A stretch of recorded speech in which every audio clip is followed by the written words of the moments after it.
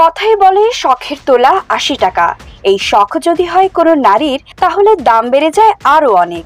নিজেদের শখ পূরণে নারীরা কত কিছুই না করেন। একজন নারীর সবচেয়ে বড় শখ বা ইচ্ছার একটি হলো একদিন মা হবেন তিনি, ভূমিষ্ঠ হবে নিজের উত্তরাধিকার। আর বিষয়টি অনেকটাই প্রকৃতির চক্র।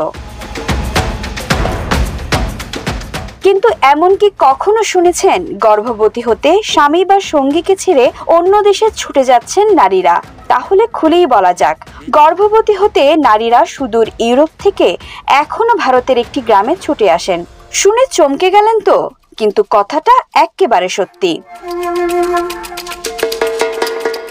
বলা হয় ভারতের লাদাখে এমন একটি জায়গা আছে, সেখানে নাকি আর্যরা বাস করে।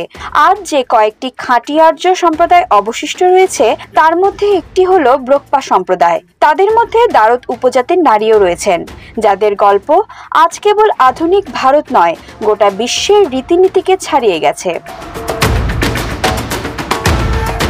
জেনে অবাক হবেন যে সারা বিশ্বের লোকেরা আর্য জাতির লোকেদের সন্ধান করে এবং চায় যে তাদের সন্তান আর্য জাতির হোক। ইউরোপের এমন কিছু নারী আছেন যারা শুধুমাত্র আর্য জাতির পুরুষের কাছ থেকেই গর্ভবতী হতে লাদাখের একটি জায়গায় ছুটে আসেন। আর্যদের মধ্যে ব্রোকপা উপজাতির লোকেরা এখনো আছেন, আর তাদের চাহিদা তুঙ্গে। এই কারণেই নারীরা এখানে আসতে এবং গর্ভবতী হতে পছন্দ করেন। এ নিয়ে এখানে একটি ব্যবসাও গড়ে উঠেছে। গর্ভবতী হতে টাকা দিতে হয় নারীদের, এমনকি আর্য গোত্রের লোকদের সঙ্গে ছবি তুলতেও দিতে হয় টাকা। কার্গিল থেকে ৭০ কিলোমিটার দূরে অবস্থিত এই গ্রামটির নাম হলো আর্য উপত্যকা। এখানকার লোকেরা নীল চোখের সাথে চেহারায় অন্যান্য পুরুষদের থেকে আলাদা এবং স্বাভাবিকের চেয়ে লম্বা।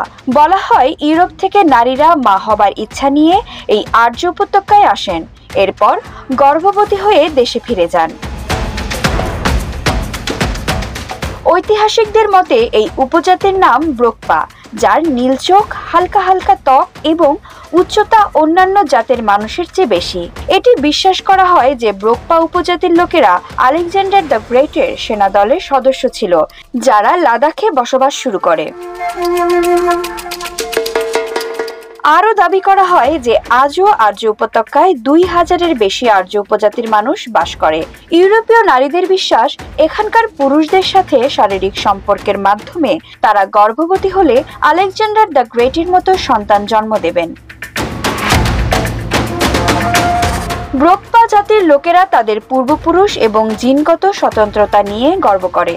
তারা শক্তিশালী সামাজিক বিধিনিষেধ এবং নিয়ম ব্যবহার করে তাদের জীবন এবং জিনগত স্বতন্ত্রতা সংরক্ষণ করেছে।